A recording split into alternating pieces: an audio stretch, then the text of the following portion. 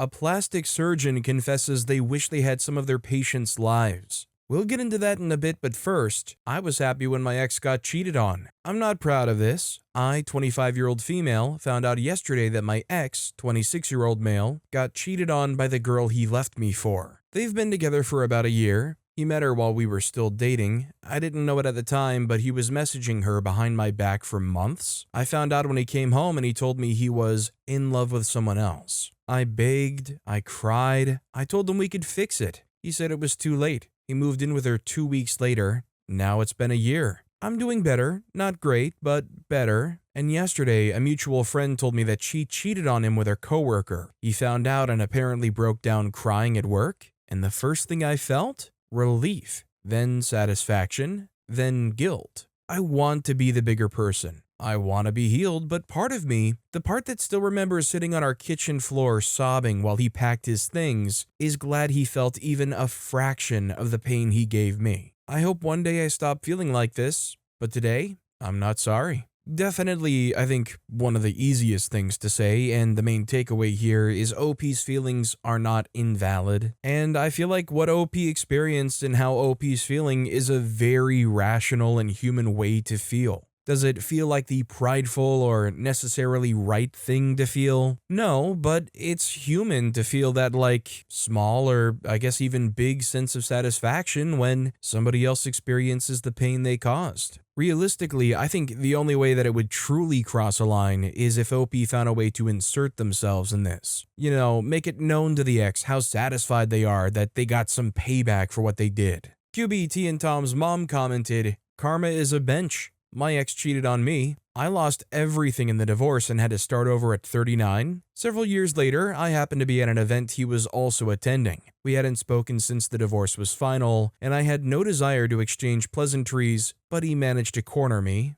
He told me, 'I wanted you to hear it from me. I came home from work and found wife number 3, one of his affair partners, in our bed with her boss.' I laughed in his face and said exactly that. 'Karma's a bench, isn't she?' He said yes, and I deserve that. One of the most satisfying moments of my life. Also, hi, I'm Steven, and if you guys enjoy Redditors sharing crazy stories off their chest, why not hit those like and subscribe buttons down below? Our next story is, I told my daughter the truth about her father, now she won't speak to me. My daughter, 15-year-old female, hasn't spoken to me in 3 days, and I don't even blame her. Her father left before she was born. We were young, 19 and 20. He swore he loved me, swore he would be around. Then he ghosted me the second I told him I was pregnant. I raised her alone. No child support, no contact, nothing. But I never badmouthed him. I always said he couldn't be here, or he's not ready, or he loved you, he just didn't know how to show it. I wanted her to have a version of him that wouldn't break her heart, but she kept asking. More and more as she got older. Last week, she got really upset after a Father's Day event at school, came home crying, demanded to know why he never wanted her. I broke. I told her the truth, that he knew, that he left anyway, that he ignored every email, every letter, that the one time he messaged me back, it was to ask for proof I didn't trap him. She's been locked in her room ever since. She won't look at me, she called me a liar, she said she wishes I never told her. I thought I was protecting her. Now I don't know if I just destroyed something she'll never get back. Ultimately, OP did the right thing here. In all of the stories and experiences I've heard over the years that are similar to this, the common denominator is, honestly, as soon as possible, you should just be,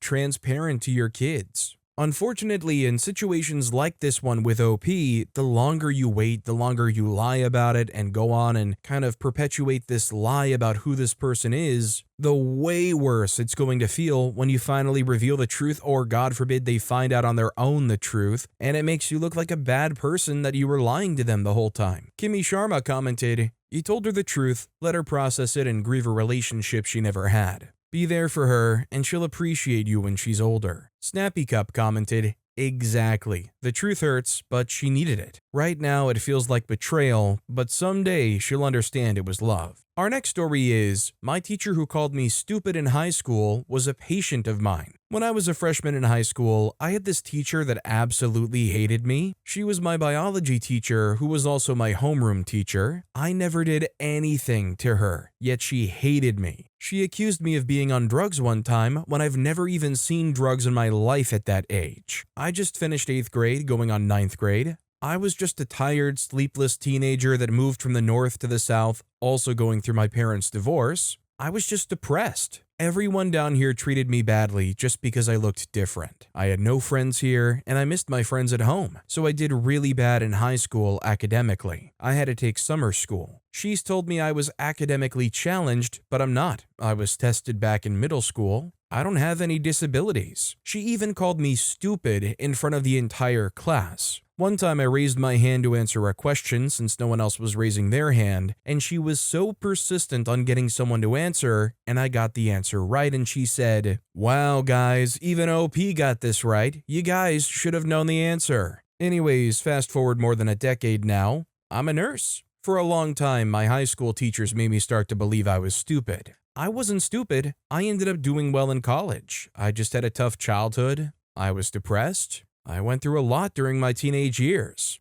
Last week, my former teacher from high school came into the clinic I work at, and I took her vitals and got her ready to see the doctor. She didn't recognize me. I look very differently, obviously, and I got married, so I changed my last name. When I told her my first and last name that she knows me by, and I told her I was in her class, her eyes widened and she was shocked. She remembered me. She actually looked like she was excited to see me. She told me she was proud of me and she never thought in a million years that I would be her nurse. She joked to me and said, "I would have thought you made it as a receptionist if I ever imagined running into you at a clinic wearing scrubs." And she started laughing. I didn't think that was funny. Quite offensive, actually. I was a receptionist for some time and I hated it. They deal with more crap than doctors and nurses do. Anyway, my former teacher is still a bench. You know, I thought almost for a second it was actually going to morph into some slightly wholesome thing right at the end.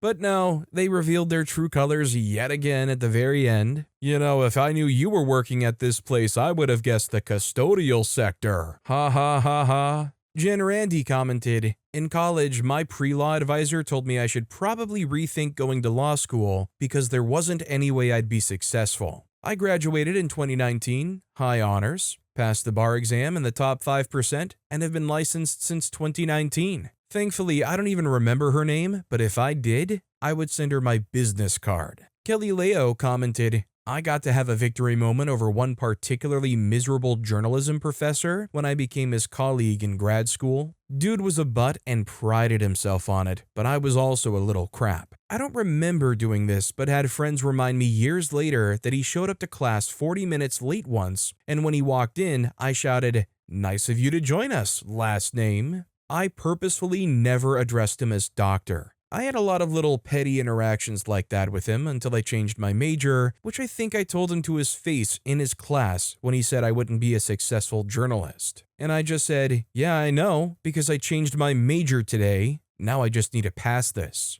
But in grad school, I got a job for my university at a research center. One day, I got a call from a professor who wanted access to our documents for academic research. I saw the name on the caller ID and couldn't resist picking up the phone and saying immediately, 'Sup, last name? We're coworkers now.' Imagine that. Suck it, Collins." Our next story is, my adoptive family will not stop pressuring me to get DNA tested. I was found in a restaurant, abandoned in 1974. We don't really know my birthday, we just picked a day in March. It was near a Seneca Nation's reservation in Salamanca, New York. This bit is important, I'll circle back. I spent the first 12 years of my life bouncing between orphanages, Catholic charity places, and the foster system. I was essayed during this time by Catholic priests and deacons. When I was 12, I was adopted by an amazing family from Queens, New York, where I grew up and finally got a real family. They saved me, got me educated, healthy, and supported. I love them unconditionally and feel like the luckiest person in the world that they cared for me, especially when I was at an age that it isn't really considered adoptable.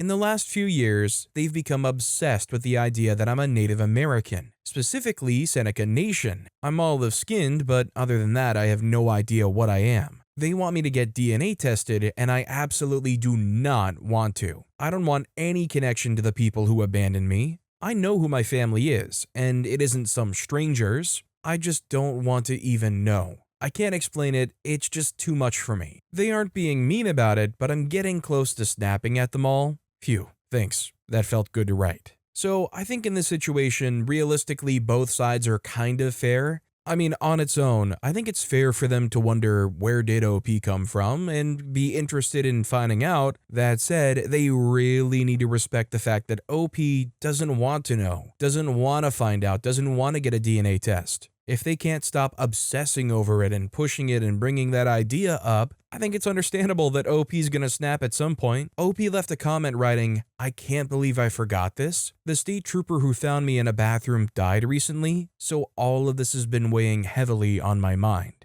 He was a really good guy who stayed active in my life." Fancy Nancy Pants commented, "There are some benefits to finding out about your heritage. First, DNA testing doesn't mean you have to find your birth parents, just about your ethnicity. Being of Native American descent can have many benefits to you. You deserve those benefits if you're born of that heritage. Finding out your ethnicity doesn't have to link you to your birth parents. With that being said, I think you should do what you want to do." OP responded commenting, "Thank you. I just don't want to go on 23andMe or something and have 12 strangers start texting me. I'd love to have some connection with my roots, but I'm over 50. I don't want to deal with random people. I already have my people." Our next story is questioning whether or not to let my mother-in-law hold our newborn again. My wife just had a high-risk C-section 7 days ago. She has a tumor. We spent 4 days in the hospital recovering, and she's at home in bed rest. Her mother came to help. Her brother and his wife have strict rules about not letting her hold babies. She's bipolar but super stable in meds, but she is extremely overweight, like 5.5 and 290 to 320 pounds, and has had ankle and elbow surgery. She's also a super huge klutz. She trips over everything and tried to climb over benches and is always falling. But we needed the help, so she came down. For 2 days, she was great and very focused. Our house is clean and not much to trip or climb over. She was doing a great job with holding the baby and walking with it. Today, she was holding the baby and went out to get out of a chair, and her shoe got stuck on our perfectly clean hardwood floor, and she fell over onto the floor. Thankfully, I was working from home and 2 feet away and scooped the baby out of her arms when she was falling to the ground. The baby didn't even wake up. I can't help but feel like she could have ended our baby today. She's now using a walker and has an air cast on her leg. After 60 minutes of trying, she could not figure out how to use crutches. So the nurse got her a walker, which she cannot figure out either, but at least she won't fall over. I'm now at home taking care of a wife on bed rest with a 13-centimeter tumor in her uterus, a 7-day-old 3-week early baby, and now a very heavy crippled woman who talks too much and repeats the last 3 words you say every time you talk.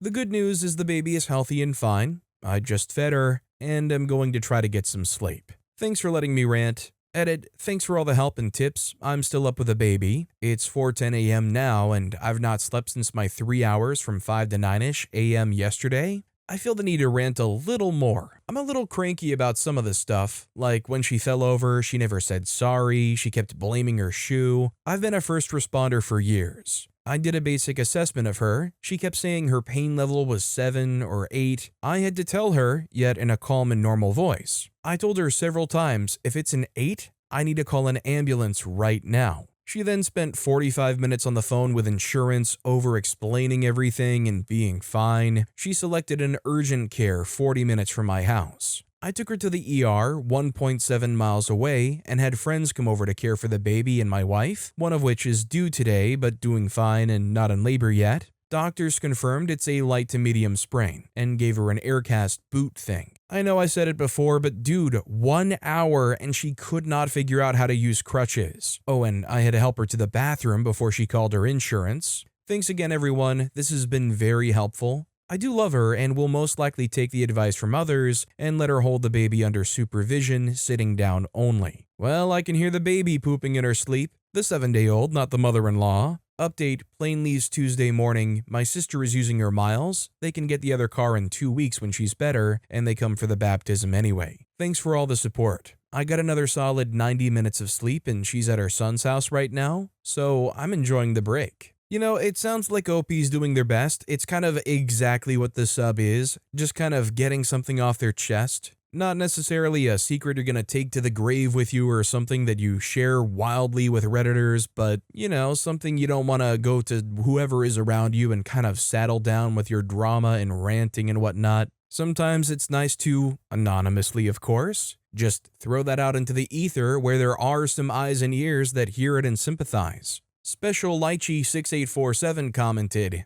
"It doesn't really matter what the intentions were. The outcome is that instead of help, you now have literally 3 people to take care of while working from home and barely getting any sleep. How long were you planning on doing this to yourself? Mother-in-law needs to find someone else to take care of her. Your wife has a sibling. Can they come get her?" Our next story is, I pretend to be okay with my husband's family, but I honestly think they're disgusting. Every holiday, I smile, I bring the pie, I clean up dishes, I nod and laugh at my in-laws' fake jokes, their weird little digs, their backhanded compliments. My husband thanks me every year for getting along with them. He tells me I've come so far. The truth is, I loathe every single one of them. His mother once told me in front of her friends that she was relieved our baby took after him. His father got drunk and asked if I used to be a man. His sister cried when she found out we were pregnant because she always thought she would be first. His grandma called me urban. I'm Filipino. I'm tired of pretending. I'm tired of swallowing their insults and cleaning up after their messes. Every time I speak up, my husband goes quiet. Don't start something. So I don't. I just simmer quietly, and I fantasize about skipping every single holiday, about taking my baby, packing a bag, and just not going back. I don't want to be the bigger person anymore. I just want to be a person. You know, you hear stories like this and you almost just have to assume, like, is everything else in their relationship, like, super good? Is that husband, when they get home and they're away from their family, like complete perfection? OP's happy regularly. I mean, of course, all relationships have their ups and downs and bouts of fighting and whatnot. But like, how good can this guy possibly be that every time you're around his family and they're horrendous, and they're not just being disgusting, but they're attacking your appearance, your gender, your nationality and everything, that you're willing to put up with it and look through it and put up with him also being like, don't start something, honey, so that you can go right back home with him. ELP90 commented, "Oof, if your husband isn't standing up for you and listening to you, then that's a huge problem. The first time I met my mother-in-law, she said and did some not-so-great things. I told my partner it was messed up, and at first they didn't get it, as they had grown up with the behavior, but when I explained how it made me feel, I was backed 100%. Mother-in-law got called out and apologized to me. Now we get along pretty well." Our next story is, I had to kick my brother out of my house because he wouldn't stop pretending to be disabled. My brother, 38-year-old male, faked a back injury for 6 years. At first, I believed him. Everyone did. He wore a brace, walked slow, grumbled when he sat down. He applied for disability but got denied multiple times, probably because he could still play soccer with his friends and sneak in late-night gym sessions. Last year, after our mom passed away, I let him move in temporarily because he was in too much pain to keep working. Then he installed grab bars in my bathroom and told people I was his full-time caregiver. I came home once and found him playing VR boxing, like literally punching the air and sweating. The final straw was when I took a work call on Zoom and heard him screaming, "I can't walk," in the background. He later told my boss, who he bumped into at the store, that he had a spinal injury and I helped him get to the toilet. That was a lie. I never helped him do anything. I told him to pack his stuff and go. Now my family is mad at me. They say I'm heartless, but I spent 2 years watching someone scam me and now I'm the bad guy? So I'm not necessarily going to blindly say that this guy is faking it because I know like back injuries can be tricky. That said, he's definitely extremely entitled sounding, and considering the stuff he does, it sounds like he's more than capable of taking care of himself and having some kind of low intensity job. Like there's no way a guy like that can't work at a call center or as a receptionist or something. Lady Zafira commented, No, you're not. He's taking advantage of you and telling lies to those around you. Tell the family members who are upset at you that if you kicking him out bothers them this badly, then they can take him in. Prized Maintenance 420 commented, "Had something similar happen in my family. We took in a cousin because the state was going to take her away. She acted so vulnerable and the world was out to get her. Well, she ends up SAing me and my siblings, stole thousands of dollars of cash, and stole a ton of family pictures. She's still grifting anyone she can and has done the disgusting things to even more kids 20 years down the line. If it's like my family, none of his other family members will take him in because they knew he was full of crap and bad news from the start." Our next story is, "Everyone in my life thinks I'm a successful musician. I actually make most of my money ghostwriting TikTok jingles. I, 25-year-old male, graduated from music school, and my social media is full of clips of me playing jazz, singing indie covers, writing ethereal cinematic scores. My family and friends think I'm working on my first album. They send me gig opportunities and share my Spotify link. In reality, that pays almost nothing. What actually pays my rent? Making stupid butt jingles for TikTok brands and YouTubers. Stuff like Bite It, Snack It, Sloth Chips, Crack It, Get Your Glow On with Tan Drops, sponsored. I've made over 200 jingles. I've ghostwritten a parody rap for a YouTuber who pretends to be a medieval knight and a pop breakup song about toenail fungus. I'm not ashamed of the work. I'm proud of the hustle, but I feel fake for letting everyone believe I'm some kind of underground genius. My mom cried when I told her I was finally living my dream. If she knew my biggest earner last month was a song called Fart Like Nobody's Watching, she might die on the spot. Fart like nobody's watching." I think OP's going platinum with one like that. Honestly, I don't even think that's like a job that you should be ashamed about or like necessarily hide away. Like OP obviously has their own side hustle and gig and songs, and maybe they are even working on an album.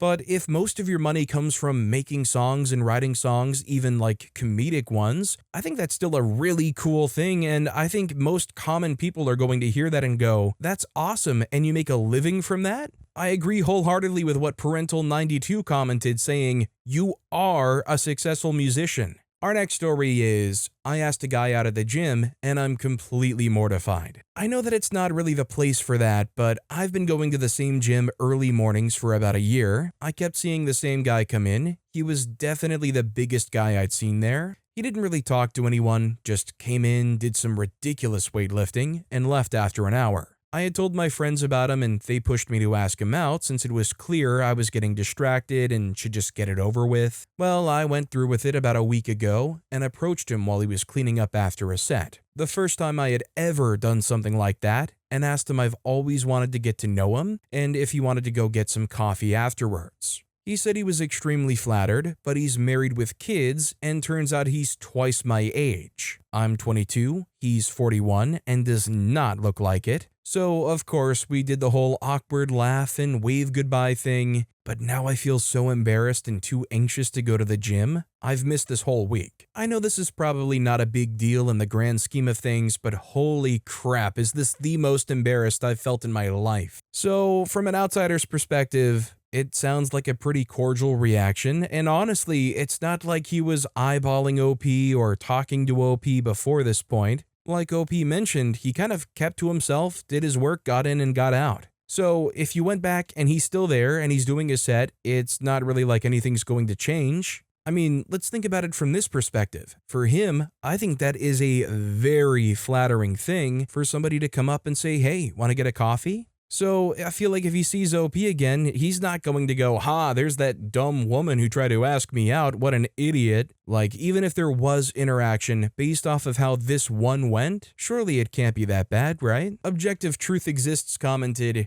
"Don't feel embarrassed, he was just already taken. Women asking men out is dope and should happen more often. When you fall off the horse, dust yourself off and get back on. Also, guys aren't exactly like women. Feel free to ask us out anywhere." OP responded commenting, "Honestly, I wasn't even that invested. I was fully prepared to be rejected, but him being married just makes my head go wild. Like, if I was in his wife's position, I would be really sketched out a random girl half his age asked him out of the gym. So I feel awkward, embarrassed, and bad." Our next story is, "I work in a plastic surgeon clinic, and I wish I had some of our patients' lives. I work in the office of a plastic surgeon center. The patients we have are 99% female. I've grown to know some very well. A lot of them come here as regulars. They live very interesting lives. They have fun lives. A lot of these women married rich, a lot of housewives, and a few of them are successful on their own, like made their own business or have a successful OnlyFans. I wanted to burst out laughing this morning when I saw a 78-year-old man with his 23-year-old girlfriend. They came in for a consult for smart lipo that the girlfriend wanted. On the form, it asks what the patient's occupation is, and she wrote down stay-at-home girlfriend. One girl told me that she went to college just to find a husband. She needed to move out of the state she lived in because it was a poor state. She went to an out-of-state school in Massachusetts, lived a sugar baby lifestyle until she met her husband, who is very wealthy. He paid off her student loans, a degree she never used, and he takes care of her. They've been married for almost a decade. They came in at the clinic for a follow-up on the mommy makeover procedure. I still remember her because she said, "Make me look like I never had children," and the entire staff laughed with her. Sometimes I really wish I chose this path in life when I was younger, but I'm such a shy person, and I just don't think I can do it long term just because I'm socially awkward and I'm uncomfortable around old men. But I am jealous of a lot of our clients we get. A lot of them really do live a lavish, easy life. Sometimes I daydream about that life, but I guess maybe in another life. So on the other side of the coin, I'm not some buxom babe that would ever have been able to live the sugar baby lifestyle, but I see some elements of it and it's like,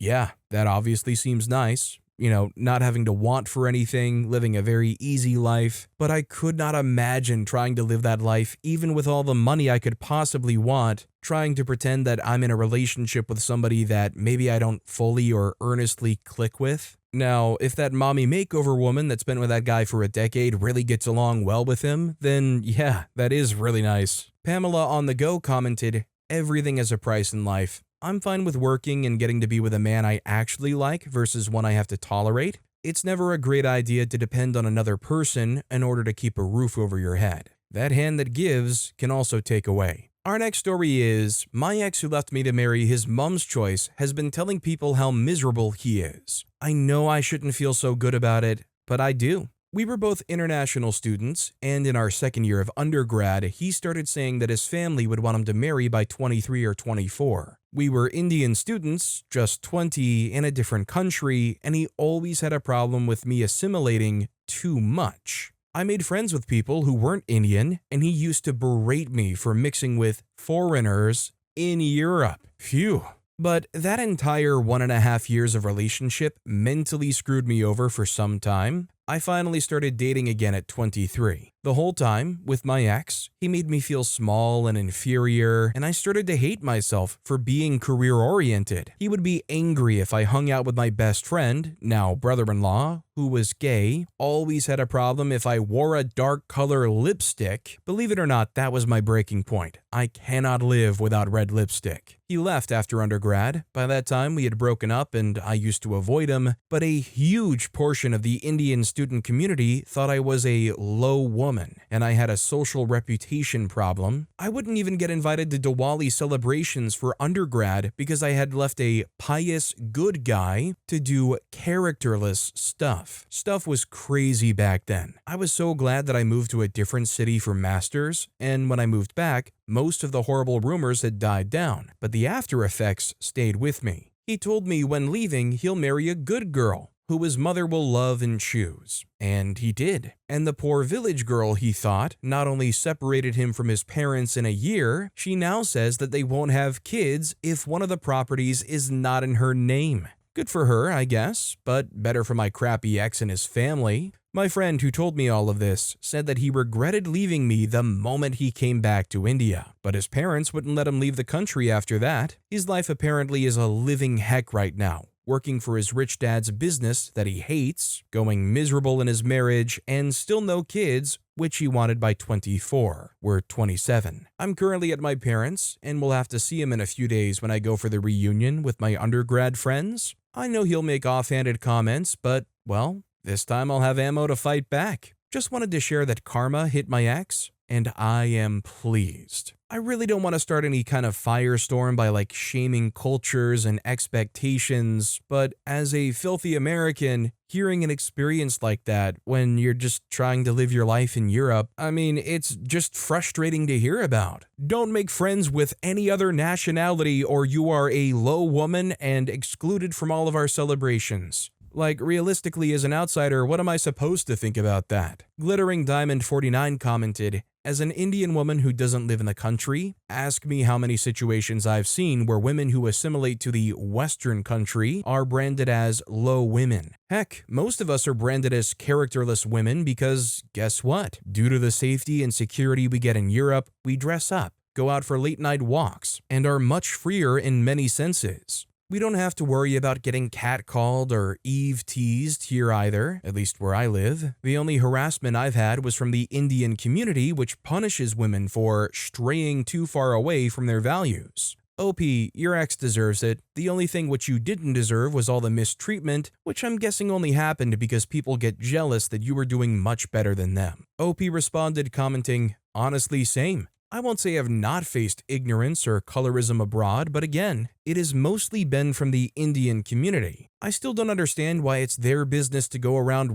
policing women who are no one to them. Our next story is, I moved to Italy for 6 months and am more miserable than ever. My partner of over 10 years owns a house in Italy with his mom. He wanted to move there to save money. We were renting in our hometown and another country in Europe, so I thought, why not? I negotiated with my job and got 6 months of remote only, and we sold almost everything and paid for the rest to be shipped to Italy. Sounds like a dream, right? The thing is, his mom lives here too. I thought it would be fine. We've always gotten along well, and I genuinely liked her. The house is big, even if there is only one toilet. She was supposed to travel a bit every now and then. Hasn't happened. But now, after almost 6 months constantly with her, I have lost all respect for her. She's not horrible, but just lives a really different lifestyle. I'm picking up used tissues, doing the dishes every day by hand because there's no washing machine. The house is falling apart, toilet leaks, a bit of the ceiling plaster fell off, the tub is scratched, a plethora of small things. But my partner's not allowed to change anything. She decorated our bedroom, she threw a hissy fit when I mentioned I might buy an electric standing desk to the home office, so I ended up just using the IKEA desk and chair set designed for school-aged children and have back pain every day. She hates every idea I have, but nods along when I say them and then later yells at my partner to not do the things the way I suggested. A lot of passive-aggressive remarks. She uses our car like it's a shared asset but treats this house like it's only hers. My partner paid for half. Basically, I've been folding myself into a pretzel to try and keep the peace, but I hate my life like this. I hate the person I've become here. I feel tiny and worthless. I'm in a ridiculously privileged position. I get that. On paper, my life looks great. Job that I like, living in Italy, doing my dear hobby almost every day and amazing scenery. But I'm miserable. All the time. There are no good days anymore, and I can't really talk to anyone about it. I try not to burden my partner with it too much now. It's his mom after all, and he's struggling with the living situation too. He was and still is trying to fix everything for both me and his mom, but that was making him miserable and wasn't helping anyone, and everyone else is just like, oh yeah, but it's Italy, your life is so nice, just get out of the house for a bit. And go where? I'm in the middle of nowhere in a small village. No way out of here without a car, and if I leave for a while, I still have to return, and that's even worse than just staying here. I'm returning to the office and my home country in a little more than a week. It feels like salvation. I don't want to be in this house another second longer. My partner's staying here until I don't know when. He's also somewhat unhappy with his mom, but still doing mostly okay mentally, I think. He could return too, but he doesn't want to. I honestly don't know what's going to happen with this relationship, but I barely care anymore. I just want out of this freaking house. So I think the main thing OP has to prioritize is their sanity, their happiness. This isn't a situation that they can thrive in. Thankfully, it's only temporary for a little bit longer. Just gotta stick it out, and if a situation ever comes up again in the future that may be similar, you just shut that down. Flappit McBappit commented,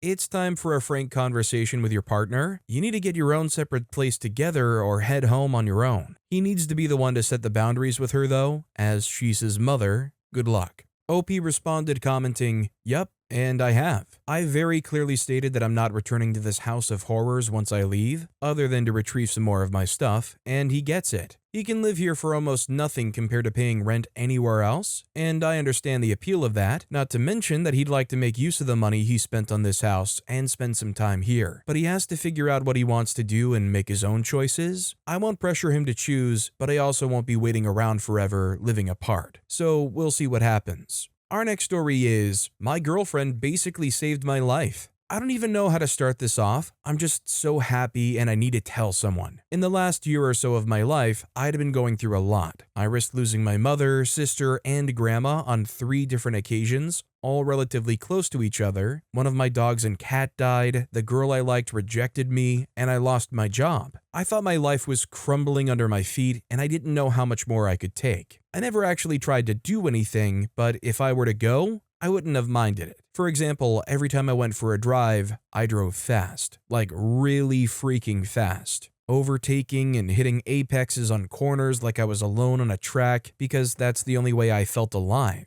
Then one day, one of my friends invited me to go out with him, his girlfriend, and a friend of hers. That was the day that everything changed. I instantly clicked with her. She is beautiful, smart, and kind. Her smile lights up my days. Even if she denies it, she's dang perfect. We went out a few more times, both alone and with friends. We exchanged texts, and after some time, we got really close. We kissed, and now I'm madly in love. The thing is, she saved my life, because now, except when I'm on track, I do everything carefully. When I drive, I take my time and behave like a normal person, because I don't want her to suffer if anything happens to me. The same thing applies to my current job. I do things in a safe way, even if it means being slower than my colleagues who at times don't check their ladders or don't double check if the cables they're working on are still live. I owe everything to her. I love you, C. You know, I'm just glad that things are in a good place for this OP. I feel like maybe you could introduce the topic of maybe being too reliant on another person for your happiness. But honestly, who am I to start questioning all of that stuff? And it's kind of a damper after such a nice story. Man in the Van 69 commented, people here say all the time that relationships won't help if you're going through a rough patch such as this.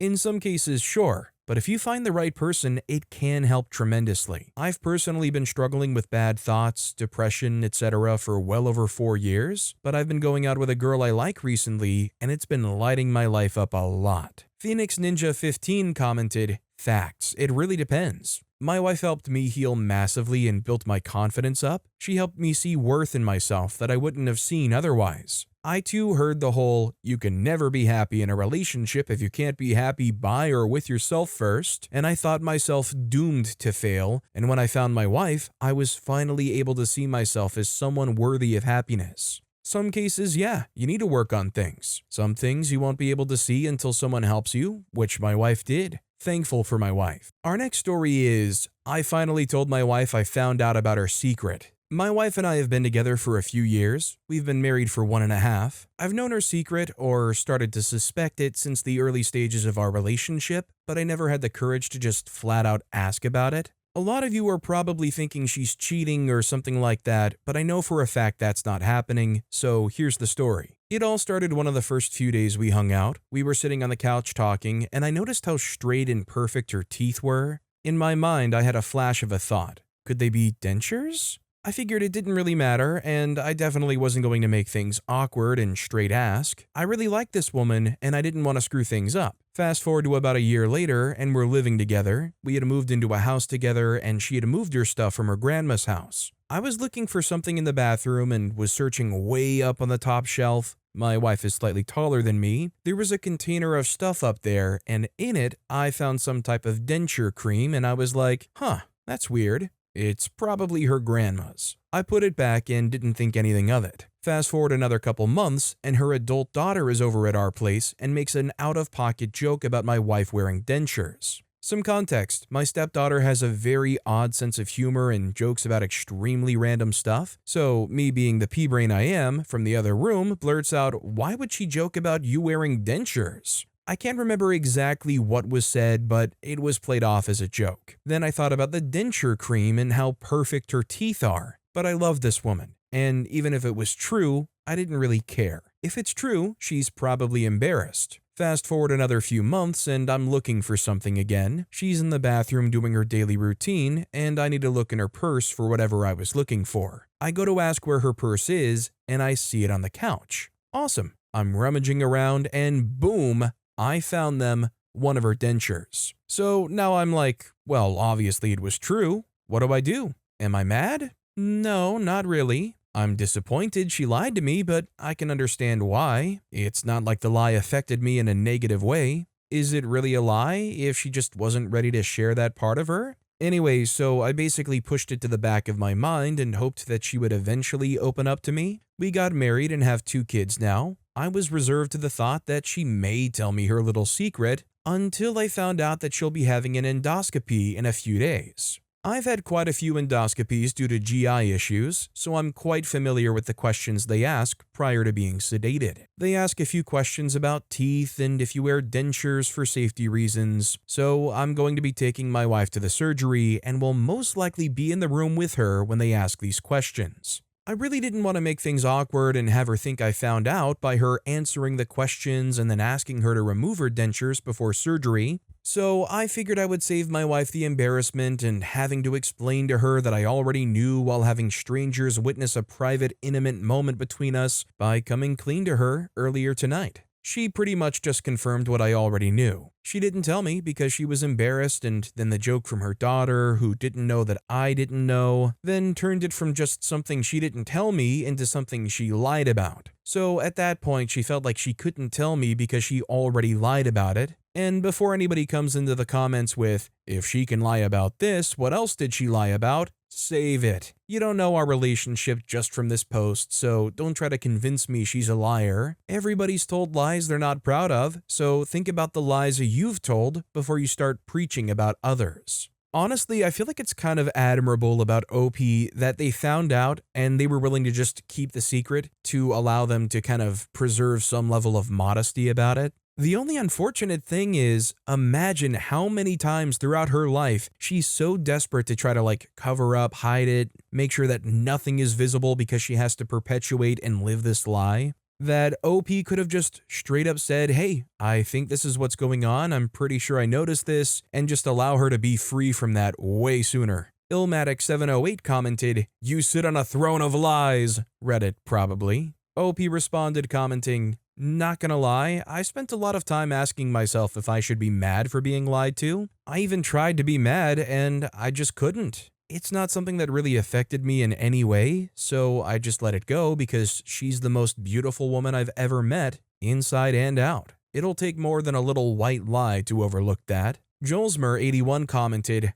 aw, you're so sweet. I can totally understand why she didn't tell you. That's embarrassing and has such a stigma. Thing is, teeth have so much to do with genetics. One of my very best friends had to get a full set of dentures when she was 29. Her teeth were weak and brittle and would break from a light bump. I felt so bad for her. I'm sure your wife will never want you to see her without them, and I'm sure that she feels relieved now that it's out there. Thank you for sharing your story and for loving your wife unconditionally. Our next story is, my friend keeps using her religion to justify her entitlement and odd behavior, and I'm tired of her. I want to start off this post by making it clear that I don't have a problem with any religion, or a person being religious for that matter. I'm simply annoyed by the fact that my friend's personality completely revolves around her religion, and she uses it as an excuse to be lazy and entitled. So, my friend is a Muslim, and from the very beginning of our friendship, she was quite proud of that, which is fine. I'm a Hindu, and I enjoyed learning about her religion. I met my friend midway through 12th grade. When our schools reopened after COVID, we bonded quite quickly and even ended up picking the same college after our schooling. We completed our graduation last year. Now on to the problem. My friend has more often than not used her religion to get out of important commitments and made us do her work, which had started to get extremely annoying. Sometimes she would say, it's a Friday, I have to stay at the masjid. Other times, she would be fasting or attending a sermon or listening to the head of her community guide them in prayer, even when every other girl from her community would be doing all their work on their own. Hence, throughout the 3 years of our college, we would be the ones submitting her exam forms, renewing her admission, submitting her assignments, speaking to teachers on her behalf, etc.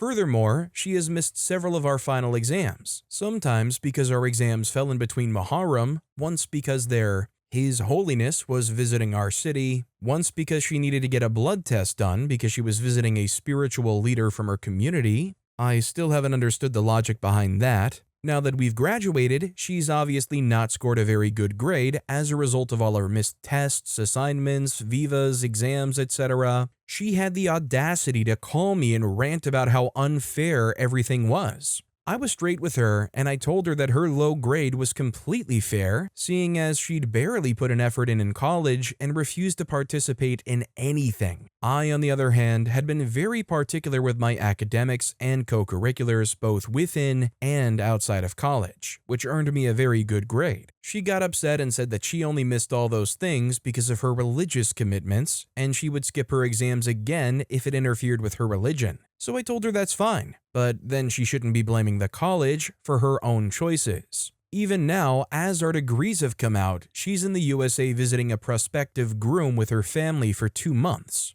Our university has a policy of not handing over important documents to friends or random family members, so they're refusing to give us the documents or even apply for them as they need her signature. Now that I've told her this, she got upset at me for not telling her sooner. Then she texted me to go ask in the college if her Massey, her mom's sister, can collect the documents for her. I warned her that it would be a very big hassle for her aunt, as the procedure will involve a lot of running around and the university won't allow it anyway, but she's simply beyond logic. I suggested that she email the university explaining her situation so that they can make some arrangements, but she asked me to write an email for her since Muharram is going on and I don't have the time. I flat out refused and gave her an excuse. Also, girls in their community are generally engaged by the time they're 18 and 19 and get married when they're 23 or 24. My friend is the only one in her circle who's not engaged, and that obviously leads to stress and frustration. I genuinely cannot relate to this at all, because she's never told me she actually wants to get engaged, just that it's the norm in their community. She preaches about her religion encouraging women to get an education and be financially independent, but at the same time uses her religion as an excuse to shun her education. Her hypocrisy is honestly so audacious, and I've now discovered that all of her friends, most of who she met through me, really dislike her and have been avoiding her for several weeks as she's been pestering everyone to do her work for her. I'm seriously considering cutting her off for good as we move on with our lives, and honestly, at what point does religious commitment stop being a valid excuse and start becoming manipulative? How do you even deal with people who weaponize religion to avoid accountability, especially when it affects you directly? Let me know your thoughts. So, to be honest, whether or not you think they're weaponizing religion, the bottom line is if they're fine allowing that to kind of sink their own chances in college and really make things super inconvenient for them, who are you to be their babysitter and do everything for them and attach their bibs so they don't spit up on themselves? And I don't say that to be disrespectful to their religion, but obviously their priorities are not with the college that they're begging their friends to kind of bail them out with. Aracast commented, I won't judge her academic decision, but they are her decisions and she has to deal with the consequences of it and not ask around who can do it for her. I don't think it has anything to do with religion and all to do with responsibility. Honestly, is there anything you get out of this friendship? Let's say if you were to ask her to run your errands, would she? Or in general, do you enjoy her company or just worry for the next time she'll ask you to fix your own business? OP responded commenting, oh well, she'll move abroad soon, so I won't really meet her anymore. And I'm honestly not the kind of person who hesitates before setting boundaries. I actually stopped talking to her for a few months about a year back for similar issues. I confronted her about it later and explained what had happened and how I was hurt, because when all is said and done, she's been there for me through some challenging times, and I didn't want to gossip behind her back and pretend to be a friend to her face. I genuinely believe that no relationship works out without communication, so I gently made her aware of the problems I had with her. I did enjoy her company, and to her credit, she's a great listener. She just ends up behaving rather oddly from time to time. It's only times like these that she truly gets under my skin, and I just tend to avoid her rather than lashing out. Our next story is, my young niece didn't know what AIDS was, and that brought me to tears. That's basically the long and short of it. I'm an older millennial. I can remember the rise of the AIDS epidemic, I can remember the quilt. I can remember the homophobia. I can remember family and friends contracting HIV and knowing at the time it was a death sentence. Then today, my partner and I were watching Tick Tick Boom with our second youngest niece, 14 years old, and it got to a part where a character admitted that they had HIV, and our niece was very confused as to what it was. We explained that it's the virus that eventually leads to AIDS, and she said, "Okay, what's that?" And it hit me. She didn't know because potentially the scariest thing of my early childhood and early adulthood just isn't seen as the threat it once was. She's a straight-A student at a fairly decent high school, so it's not simply that she wasn't paying attention, it's that they just don't focus on it like they used to. It's not spoken about in sitcoms, movies, etc. It's not the boogeyman that it was for us. Not that it's not taught at all.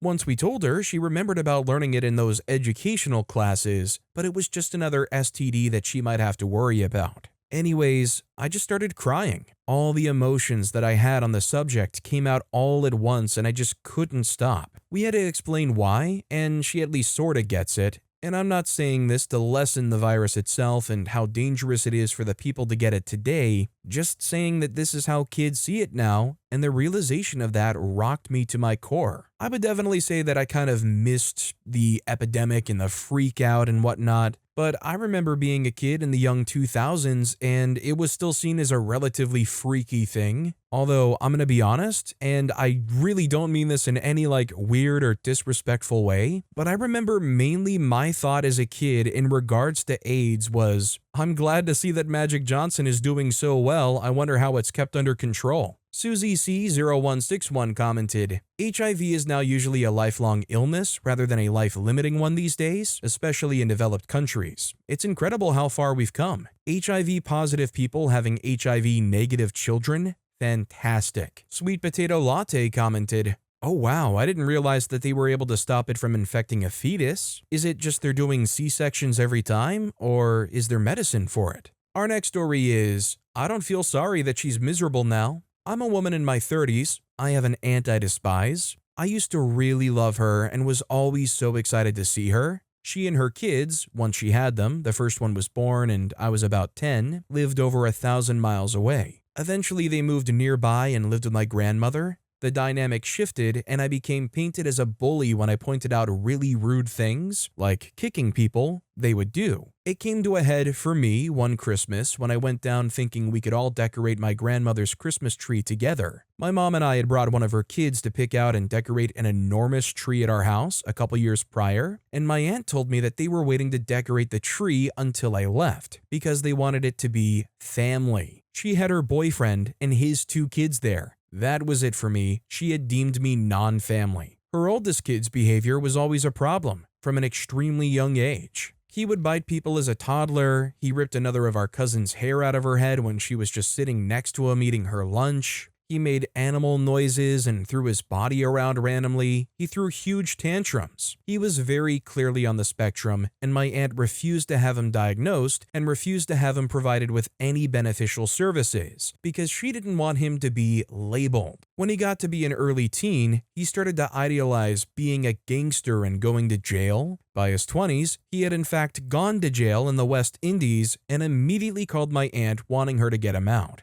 This process repeated itself a few more times. More recently, he did about 2 years in jail for his part in an attempted ending of another person. He was released at the end of 2024 and was ended himself in a shootout last week. Nobody I'm related to is even a little bit surprised. Expectedly, his mother, my aunt, from whom I've been no contact for many years, is a complete mess. I don't feel an ounce of sympathy or empathy for her. I feel that she directly contributed to his demise with her elitist narcissism. He is now labeled with a tag on his toe. I honestly feel she's probably about as miserable as she deserves to be. Expectedly, I won't be traveling to the funeral. I feel that maintaining my absence is the most empathetic move I can make. Edit to add, I did speak to his father and expressed my sincere condolences for his loss because I know he tried very hard to take corrective action during the few times he had custody and once his son became an adult. This whole story is just tragic. The family never being able to connect, OP being ostracized and told that they weren't family, the aunt basically doing everything in their power to make sure that their kid grew up dysfunctional, how it all ended, the father being revealed at the end who was trying to take some corrective action. I mean, it's just a kick in the head left and right. Blinking Baby commented, "Sometimes people just have to lie in the bed they've made.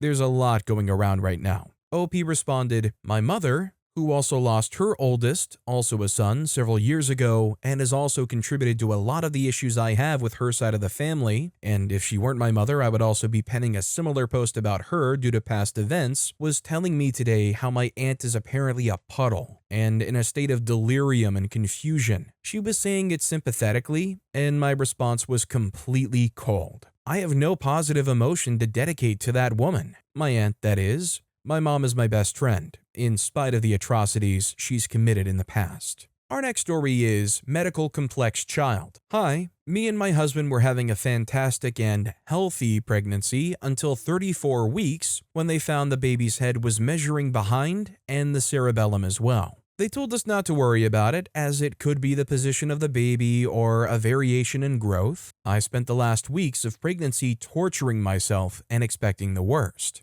I gave birth 4 weeks ago and the baby's head circumference was indeed small and they ordered an MRI. And guess what? MRI shows she has cerebellar hypoplasia with a long list of other conditions. Then I went and checked the report in the anatomy scan and realized that the cerebellum was measuring 1 week behind since then. So the health system basically failed us. They should have monitored that closely and maybe I wouldn't have a medical complex child today. Don't get me wrong, I don't hate my daughter, but I definitely hate this life I'm going to have. She doesn't deserve to have a life like this, and me neither. I know it feels like I have no heart, but life was being hard enough with the death of my grandfather, and my father having colon cancer for life to come up with another tragedy. I feel so sad for my husband because he's always trying to be optimistic and he does everything to make me feel happy, but at this point, I feel like I want to run away from this life, but leaving him behind with all the responsibility doesn't seem like fair. I am definitely not an expert about baby cerebellum measurements and head measurements and whatnot throughout ultrasound appointments or whatever. I don't know if this is something that they should have caught or been monitoring very closely.